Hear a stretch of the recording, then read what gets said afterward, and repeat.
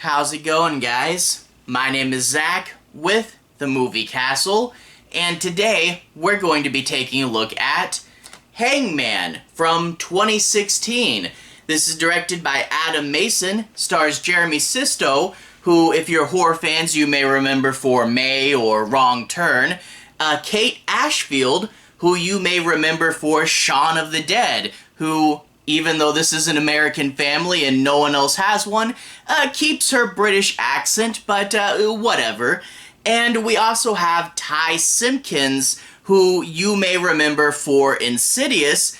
On this channel, we actually quite recently covered Insidious: The Red Door, and we got to see him in that one as well, reprising his character. So cool to see him randomly pop up in this movie. But anyway, this is a movie I picked up the Blu-ray for around the time when it originally came out, and I remember really liking this one. I thought the concept was really interesting. A little bit nervous to revisit it because a lot of the movies that I saw once a long time ago don't necessarily, a lot of them aren't as cool as young Zach thought they were. This one, though, mostly holds up. There are a few things about it that don't hold up as well as I remember.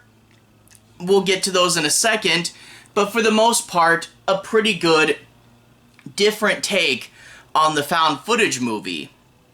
This is about a found footage killer. It's told from the bad guy's point of view. He breaks into your house, sets up a bunch of hidden security cameras you don't know about, and is going to be living in your attic, watching every single thing you do. If you guys are fans of true crime stories, you know, like scary stories you might read on Reddit about serial killers and stalkers and stuff, this definitely has that true crime feel to it, and I can definitely see this getting under a lot of people's skins. It is pretty creepy, and, you know, there is something with the point of view of the killer. You, as an audience, want to see more, but everything you see, the hangman also sees. That's creepy, and when the camera will, zoom in on something, you know that's something the hangman cares about. So if you see a wide shot and the camera zooms in on the wife, you're getting an uncomfortable message there. So putting yourself in the bad guy's point of view, yeah, really creepy and scary. That being said, even though this is a short movie, I think it's under 90 minutes, just barely. It's like 85.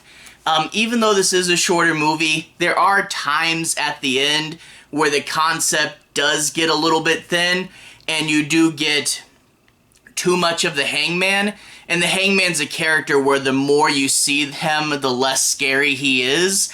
So it's not perfect, and it does get a little stretched. So yeah, it's not 100% great, but it is a very solid concept. And I know there have been other found footage movies from the bad guy's point of view. I think Poughkeepsie Tapes does that. I haven't seen that one yet. If you have any recommendations, let me know. Overall, a pretty good movie, but there are some times, especially towards the end, where it's not perfect. But in order to explain this and analyze it, I really want to analyze and dig into this one. Let's talk a little bit about the plot. Now, I won't cover major spoilers. I can do analysis without covering major spoilers. I just want to go in and say my piece on a few of the plot points. So anyway, let's start with the prologue. I really like the movie's prologue. We get the last family the hangman was at. It's a house where everybody is either dead or dying, and, you know, yeah, in a horror movie, you open up with a prologue kill, someone who usually doesn't have much to do with the plot, you die, and you get a cool scare at the beginning, right? Well, this is also important to establish the hangman's serial nature. He's done this before, who knows how many times. If he's not stopped, he'll do it again, who knows how many times, and next time it could be you. So a pretty cool opening, seeing the carnage. And then we jump to a family at the airport. And they go on a plane to go on vacation. The Hangman is filming them from his car, and he gets out, goes to their car, picks the lock, starts the car, and gets their home address from the GPS. Now, this is an actual thing people do.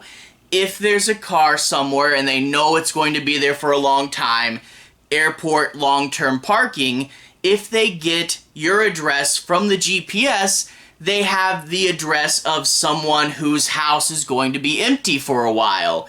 And you hear of this happening from time to time in real life, and people saying, don't put your actual home under home in the GPS. Use like a neighbor or something, especially if you have a neighbor that's a real gun nut, he'll probably thank you. So yeah, they always say don't do this for this exact reason. The stranger goes into their house, and we get a really uncomfortable sequence where he loots the house, well, looks around, like goes through their old tapes and stuff, and really starts invading their privacy before he sets up the cameras. Lots of cameras everywhere, paranormal activity style. There's a fun sequence where there's like a branch in front of the camera and the killer's like, let me move this. And then later on, like the family even puts a vase in front of the camera, and a few scenes later the killer has to sneak down and move it. But anyway, he sets up these cameras, and then the family gets home. But you see, to break into the house, the killer had to smash a window. I guess he can pick a car lock, but not a house lock? Whatever. But in order to disguise what he was there for, he ransacked the house, and when the police get there, they think it was just some kids who found an empty house and decided to party for the weekend, and they're going to just leave it at that, and they will take the time to over-explain the GPS thing. But anyway, it does kind of leave you wondering though, like, the police came and searched the house, and they had to go and clean up the whole house afterwards, and no one, like the police didn't search the attic, and why they cleaned up the house, no one found any of the cameras? Okay, whatever. The big strength with them knowing someone was there is they do have to process it, and you get some real emotions, recovering from a break-in. Oh my gosh, someone was here in our house, can I feel safe in our home again? And I really did like that they took the time to talk about this. It does create a balance problem though, because the characters are actually more scared after the inciting incident than they are right before the climax. They take the time, they process this, and in turn the movie has to introduce the stranger setting up other dramas. But for real, the characters are more scared at the beginning than they are right before the climax, and that's not how you should set up a horror movie. Really, someone, probably the wife, should basically over the course of the movie realize that someone's there and have no one believe her. I mean, that's what you would do in a lot of horror movies, right? But whatever, I don't know. But we do get to see them talk about processing it, and the Hangman will leave little clues. He'll leave a gallon of orange juice out. Who did this? One of the kids? I hear a sound in the attic. It's probably nothing, right? And yeah, you do get moments, I do like, in a big family, you don't necessarily question everything, and the idea that it's not a member of your family, it's the stalker character, that's a cool idea. And then you get scenes where, like, you jump into another camera, because you see all these cameras, you're used to the paranormal activity cameras, and then all of a sudden there's this other one, and you realize that's the killer's camera. He's out of the attic, and he's walking around late at night, and when the killer's out, if the characters bump into them, they're gonna have to die. So it's one of those things where the killer will be hiding behind a door. You want the protagonist to know that there's someone there, but you also know that if they know, the killer's gonna get them. So again, playing with that dichotomy of I see what he sees and what I want versus what he wants, So it is an interesting set up there. But that being said, moments where the movie gets stretched too thin. You do get to see way too much of the Hangman later on in this movie. At the beginning, they took the effort to keep his head out of frame, and even though he wears a mask, you do see him just walking around way too much at the end. And there's even times at the end where he, not necessarily at the end, but a few times in this movie where he leaves the house, and it does create some scenes like, oh, I thought I saw, like, the wife looking at the killer but not knowing that it's the stalker and just kind of looking at him, you know. It does create some tense moments and it does shake up the pacing, but having the killer leave the house is just too much a violation of the concept, so I wasn't really a fan of that. And there's a few scenes where the Hangman, despite being a big, scary character, does some kind of juvenile things. Like, okay, he spits in the orange juice, because we're getting a bunch of mileage out of this orange juice, but him just spitting in it, that's like something a middle schooler would do. And then there's one scene where the daughter is hiding her report card, and the stranger takes it and puts it on the parents' bed. And it's like, okay, he's the Hangman, he's a serial killer, and now he's ratting you out to your parents that you failed algebra? That's not really a serial killer thing to do. That's kind of silly, you know? There's also this subplot where the kid meets the stranger in the middle of the night and thinks that it's an imaginary friend and has conversations with him, and that will, of course, get the kid to relay creepy things to his parents. But it only happens like 3 times in the movie where this is ever brought up, and that's a huge plot element to only be brought up a couple times in the movie. It makes me wonder why they bothered doing it other than to move the plot along. And also, you don't actually see them talk. You get an inclination that they might have seen each other, but for whatever reason, the movie cuts over this. It's almost like this movie had 2 different editors. One didn't want to show the Hangman, and one had no problem with it. Really, though, this is one of the times you could have shown him, because the idea of a serial killer talking to a little kid in his room in the middle of the night, that is creepy, and you could have shown him there. And it's this important scene that they cut over, basically because they thought, you'll figure it out, right? And there is a few scenes like that in this movie where they cut over important stuff just because they know the audience can figure it out later. And yeah, they can, but it's still important scenes. Don't cut them out. Yeah, a little bit frustrating with the edit from time to time. Speaking of cutting out, though, there is one element of this movie. The Hangman is a stalker, and there's a bit of a psychosexual angle, right?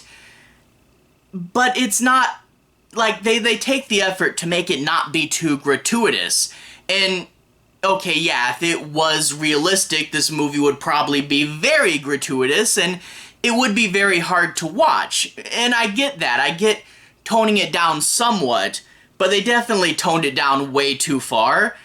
For example, about halfway in this movie, the wife takes a shower and the Hangman gets all excited, right? And you only see just like a quick bit of her butt.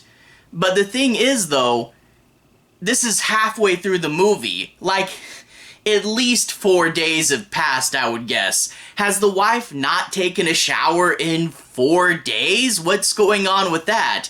But yeah, the Hangman's hanging in there for like weeks and weeks, and there's only a couple scenes that, you know, analyze him being a psychosexual killer.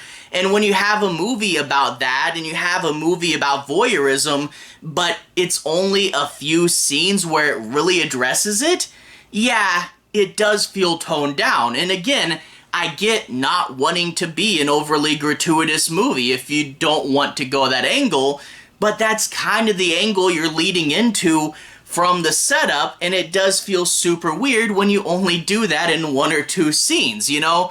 So yeah, maybe should have rewritten something at the base concept. I don't know. It just feels censored, you know?